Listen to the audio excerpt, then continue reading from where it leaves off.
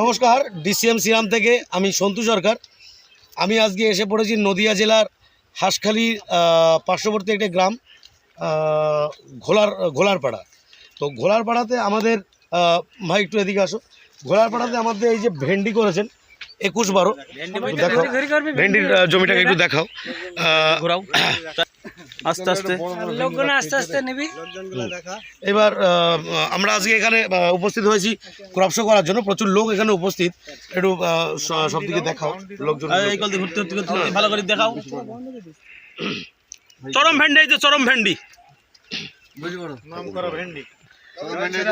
তো আমরা আজকে একটুখানি আলোচনা করে নেব। আমাদের এখানে অন্য একটা ভ্যারাইটি চলে, সিনজেন্টার 517।